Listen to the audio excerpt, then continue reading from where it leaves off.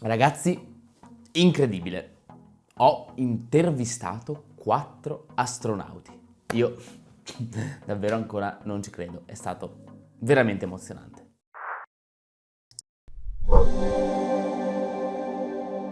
Ciao a tutti ragazzi, come state? Bentornati in questo nuovo video. Io sono Victor, sono il vostro ingegnere aerospaziale e divulgatore scientifico e oggi vi porto un video un po' diverso dal solito perché infatti ho avuto un'occasione davvero più unica che rara, una di quelle cose che ti capitano secondo me forse una volta nella vita, ovviamente spero ricapiti ancora, ma sicuramente è stata una prima volta super emozionante. Infatti ho avuto l'occasione di intervistare 4 astronauti, i 4 astronauti della missione Axiom 3, una delle prime missioni commerciali, completamente commerciali, organizzata dall'azienda spaziale americana Axiom Space, operata da SpaceX, ha viaggiato sulla Stazione Spaziale Internazionale per circa 21 giorni, durante i quali sono stati svolti numerosi esperimenti eccetera eccetera. Equipaggio composto appunto da 4 astronauti, fra cui anche un italiano, Walter Villadei, colonnello dell'aeronautica militare italiana. E in occasione degli stati generali della Space Economy mi hanno chiesto gentilmente di moderare questa piccola intervista e ovviamente ho detto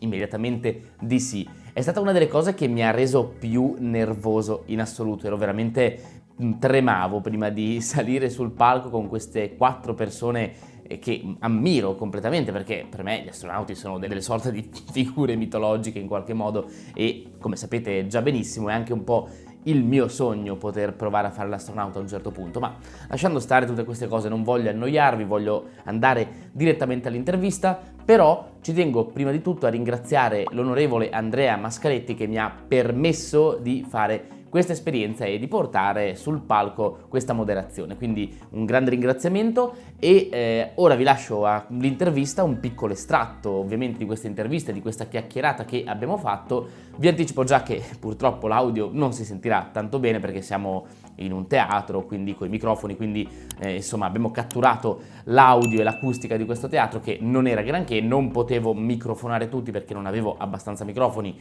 e comunque sarebbe stato un po' complicato a livello logistico e quindi anziché microfonarne uno solo, 2 o 3, par condicio si sentiranno tutti malissimo. Però comunque spero che vi piaccia lo stesso questa intervista anche se l'audio non sarà il top perché secondo me sono venute fuori delle cose ovviamente molto divertenti, molto interessanti e in qualche modo che possono anche ispirarci, no? Queste persone che hanno fatto un'esperienza, un viaggio nello spazio, cose che pochissime persone possono vantare di aver fatto. E quindi niente, vi lascio questa chiacchierata, mi raccomando non dimenticate anche di seguirmi su Instagram e di unirvi al canale Telegram, trovate tutti i link in descrizione per non perdervi tutti i progetti, tutte le conferenze, tutti gli spettacoli e qualunque cosa io faccia lo scrivo sempre lì e in quel modo siete sicuri al 100% di non perdervelo. Detto questo, buona visione, buon ascolto e noi ci vediamo ovviamente a un prossimo video. Dallo spazio a Milano, io direi di fare un grande applauso. grandissimo. 4 astronauti, la missione Axiom 3.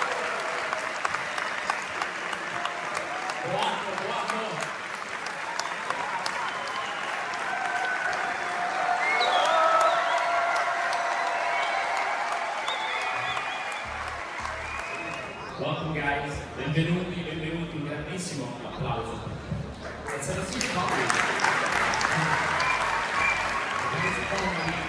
Partendo dalla mia lista abbiamo un astronauta italiano, Walter Villadei, il percorso inizia nella pratica militare ma poi arriva fino allo spazio. È uno dei pochi astronauti ad avere una preparazione completa, si è allenato a Star City in Russia, si è allenato con la NASA, si è allenato con l'Agenzia Spaziale Europea e è volato per la prima volta nello spazio nel 2023 e poi come pilota della missione Axiom 3 che è quella che abbiamo fatto noi oggi. Da una left side abbiamo Michael López-Alegría, una vera leggenda dei viaggi spaziali, un astronauta con tantissima esperienza. Pensate che ha il record per il maggior numero di attività extraveicolari mai svolte, 10. Questo qua diretto a my right, Marcus Fant è l'astronauta ad essersi allenato più velocemente per una missione, perché ci vogliono anni certe volte per allenarsi. Lui è stato selezionato nel 2022 e già nel 2024 ha volato nello spazio. And on my far right we have Walter Villadei, sempre iniziato iniziando il percorso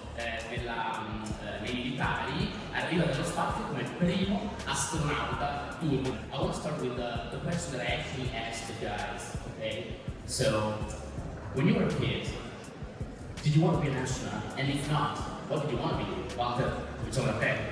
Ok, normalmente gli astronauti iniziano a sognare lo spazio, di diventare astronauti quando erano piccoli. Nel mio caso ricordo chiaramente il decollo, il primo volo dello Space Shuttle del 12 aprile dell'81, avevo quasi 7 anni e devo dire che la passione per lo spazio c'è stata fin dall'inizio.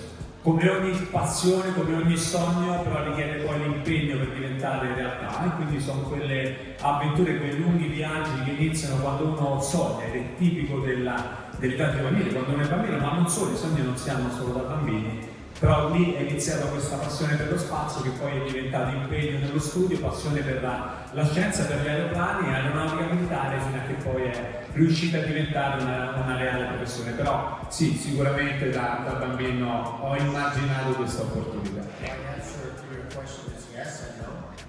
I was 11 years old when I saw, actually listened to the arrival of man on the moon. And so, of course, I was quite inspired by that. But then, as I got a bit older, I changed my mind a few times, and the dream was reborn only when I was 25 years old. 25, yeah. Good morning. First of all, I also want to say it's great being here and see all you and this enthusiasm that really inspires me. It will be the same. Yes, I know I dreamt about being an astronaut as a kid, but I dreamt about being a lot of things. Carpenter, truck driver, all different types of things, and astronaut. And that went away for a while, and then it came back and forth, and I started flying, also became an engineer, and then when the European Space Agency opened up for applications, that's when I really decided. So it was not too long ago. Tra i tanti sogni nella sua carriera c'era anche quello dell'astronauta fin dall'inizio. My answer is clearly no, because as a country who has been out of the space journey and space explorations, who have been out of the space-related cooperations in between the other countries, and as a child of this nation, my dreams were always limited with the sky that I could see with my bare eyes and the airplanes that was flying in it. Being able to dream something is really adorable, but living in the dreams is completely different. As a country which wasn't a part of the space explorations, I didn't want to live in the dreams of the other countries' children. Now I'm proud that my country has given a very strong decision to step into this journey and to take it as a beginning point, not a destination. So from this moment on, the children of the Republic of Turkey doesn't have to limit their dreams as I did. Come abbiamo detto, sei stato uno degli astronauti che si è allenato a tutto tondo, Russia, Stati. Come cambia da un posto all'altro? Cosa hai visto anche a livello tecnologico, le differenze e le difficoltà? Ho avuto l'opportunità di essere per diversi anni in addestramento in Russia, a Star City, quando in realtà dal 2011 gli americani avevano ritirato lo Space Shuttle. Poi dal 2021 ho iniziato l'addestramento alla NASA nella prospettiva di volare con i nuovi mezzi americani, appunto SpaceX e Falcon 9. Allora la differenza non è solamente di mezzi, la Soyuz è una spacecraft concepita negli anni 70, poi ammodernata, è un velivolo, è come se voi volaste con un 747. La Dragon è un mezzo molto più automatico, tutto digital screen, molto più evoluto, molto più comodo. Considerate che la Soyuz è 3 metri cubi per 3 persone, la Dragon sono quasi 10 metri cubi per 4 persone, quindi il comfort all'interno della capsula è differente. Ma devo dire che la cosa più interessante è la differenza di approccio tra i russi e gli americani nell'addestramento. Questa è stata una grande possibilità, una grande opportunità di crescita, vedere come seppur russi e americani negli ultimi 30 anni hanno lavorato e operato insieme a bordo della Stazione Spaziale Internazionale, ancora la storia ha il suo peso. Il nostro equipaggio è fatto dal primo astronauta turco al secondo astronauta svedese. Il nostro comandante, che ha doppia cittadinanza americana e spagnola, è un italiano, che sembra una barzelletta, in realtà non lo è. Quindi lo spazio, anche questa opportunità di essere in addestramento in ambienti con colleghi da tutte le parti del mondo, è un arricchimento personale e professionale fortissimo. Okay, what's the most difficult thing about an EDA, and what's the procedure to perform? Like, you cannot just put your suit on and go outside, right? It's quite complicated. So obviously we have a suit that makes us a human satellite, protects us from extreme temperatures, which vary between minus 150 to plus over 200, depending on night or day, which by the way happens every 45 minutes. It goes from being in the sun to being in the shade. It protects us from radiation, it protects us from vacuum, of course, and it provides a means for us to communicate with the ground or with the spacecraft. So it's a complicated vehicle. We get in it, we have a certain procedure it's a bit like if you imagine you're diving at a fairly deep depth and all of a sudden you come to the surface. Fare un'attività extraveicolare, un procedimento molto lungo, bisogna respirare ossigeno puro prima, poi mettere la tuta, andare con gli occhi in una camera che separa l'interno della stazione dallo spazio dal vuoto che c'è all'esterno. È qualcosa che richiede molta attenzione, bisogna fare attenzione quindi alle malattie della decompressione, perché quando se andassimo a fare subito molto profondità e salissimo molto velocemente, potremmo creare problemi molto seri, quindi ci vuole tanta attenzione, ma tutto l'addestramento che fanno, diceva il comandante, e alla fine viene quasi automatico e la paura quasi svanisce. Certo.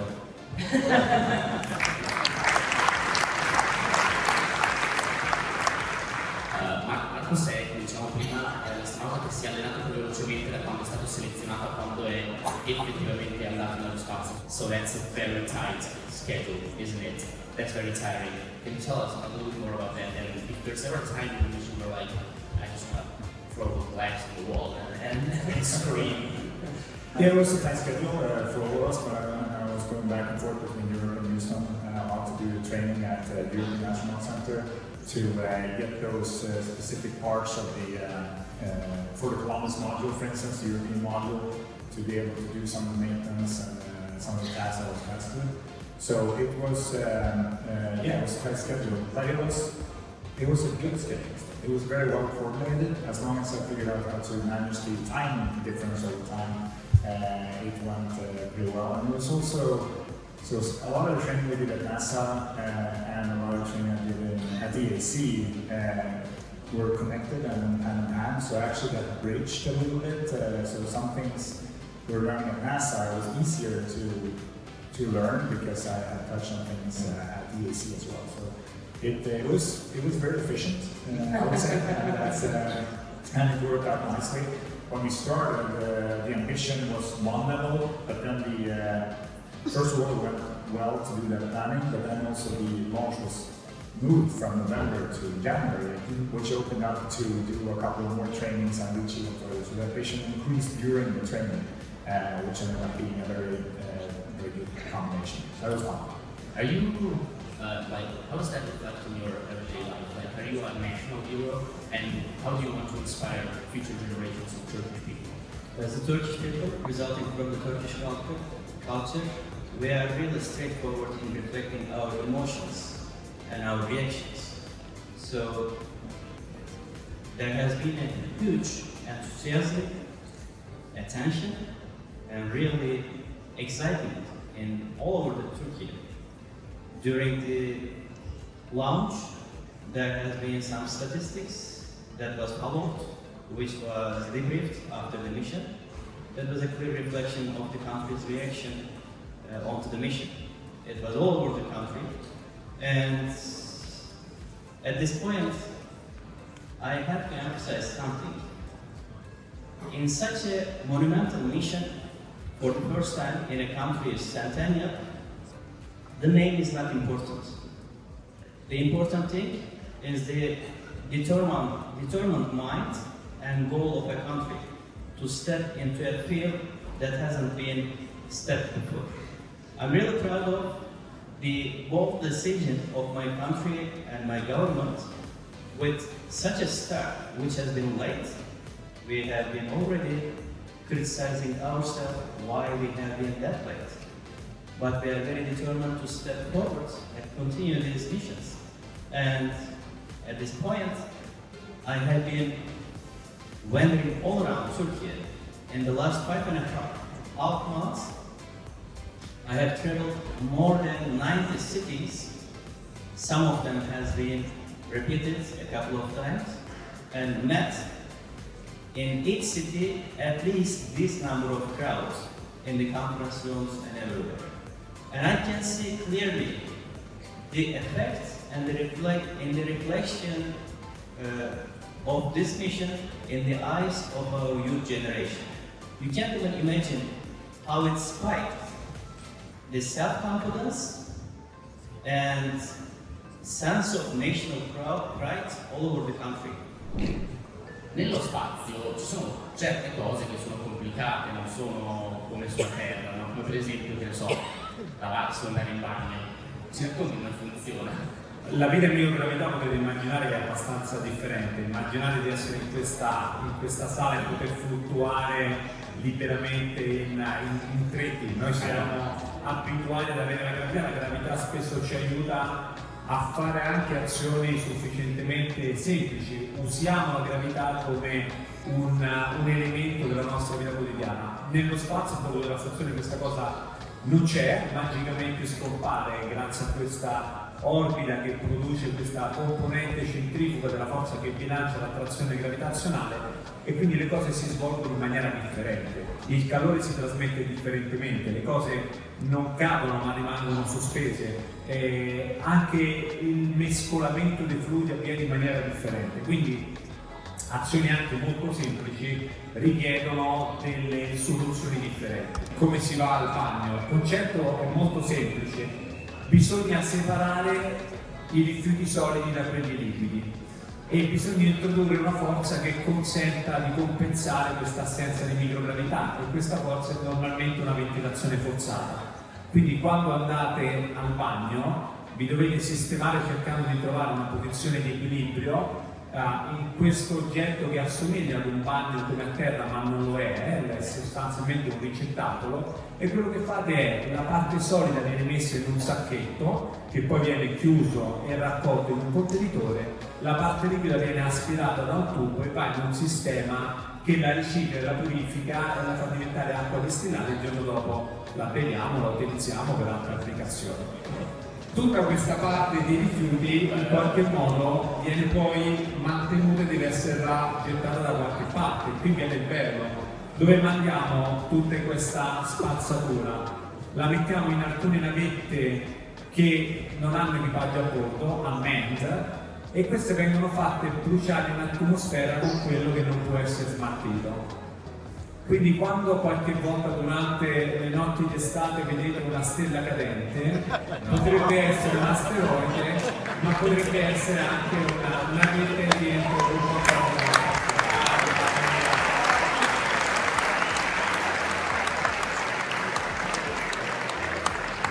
So, you flew on 5 missions, correct?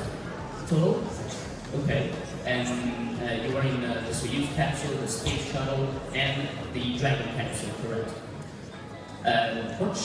What kind of change did you see between, over time, in how life is in orbit, how the training is, and how complementary the capsule and spacecraft are?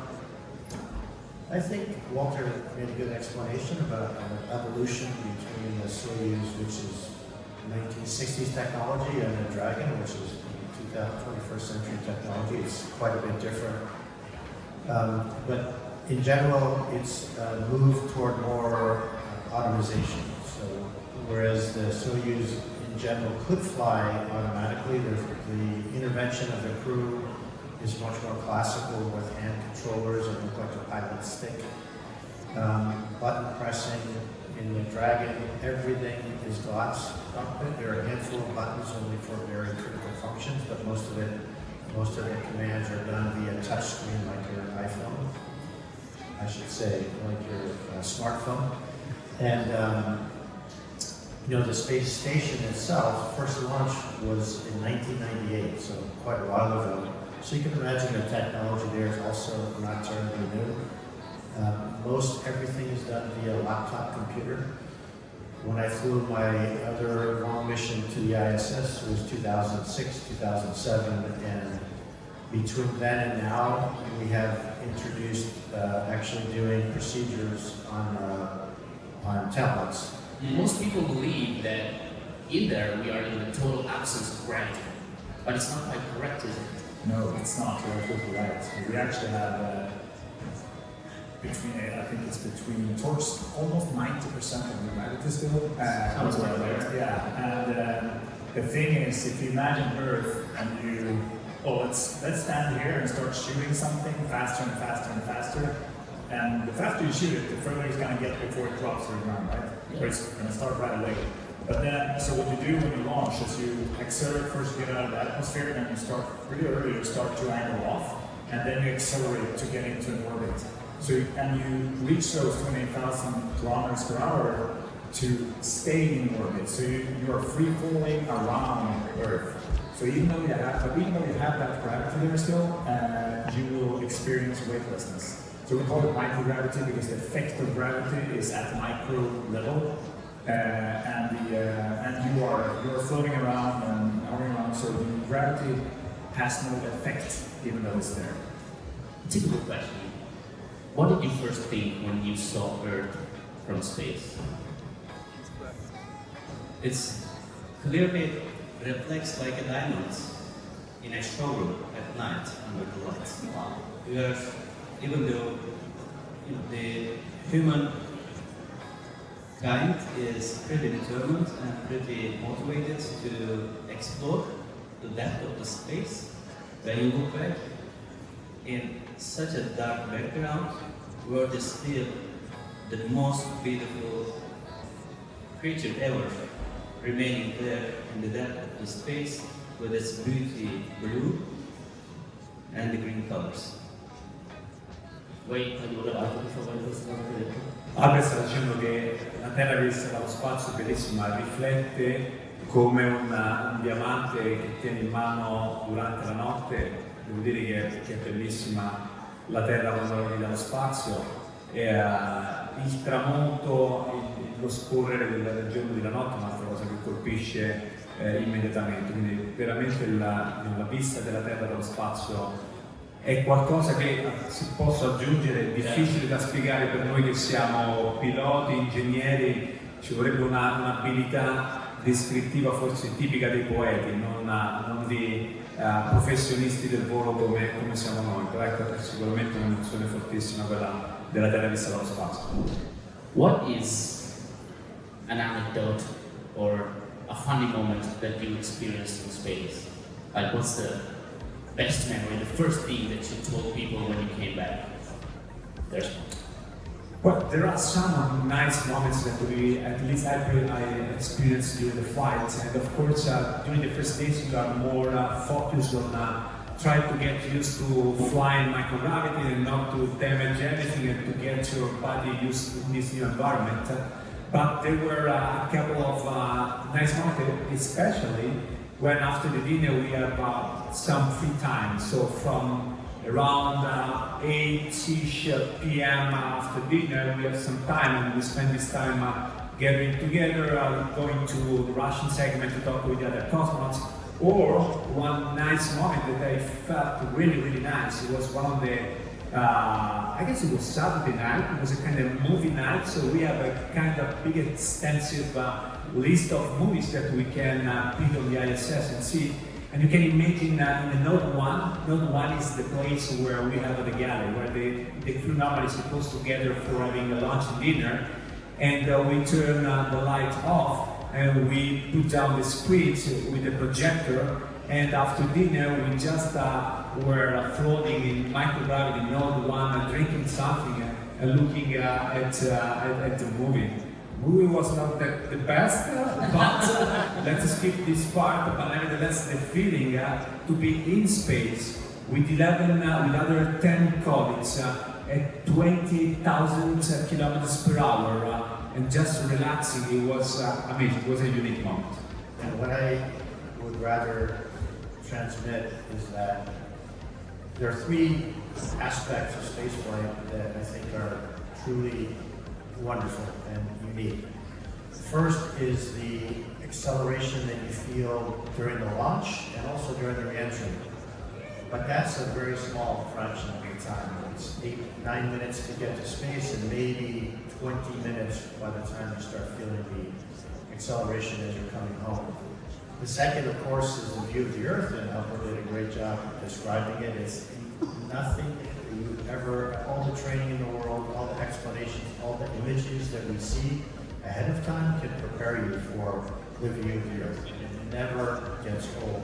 It's starting to be covered, but it's also true that there are so many moments that comes to mind. And just a couple is when you go out, you do the launch and you face, as it's called, and you talk with the International Space Station, and then the hatch is open and you meet other people in space in a vehicle which we managed to build, where it's nice to live and work, and all that is pretty fantastic to meet other people out there.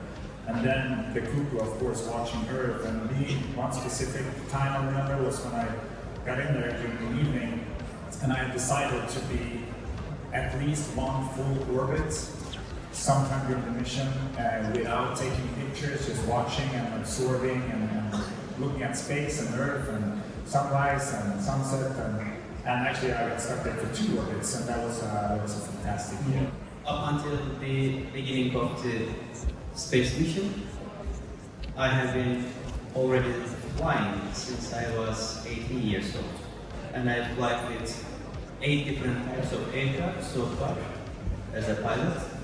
In each one of them, you have the freedom to be able to maneuver in the sky, but with a throttle under your one hand and with a control stick that you're controlling the surfaces of the aircraft.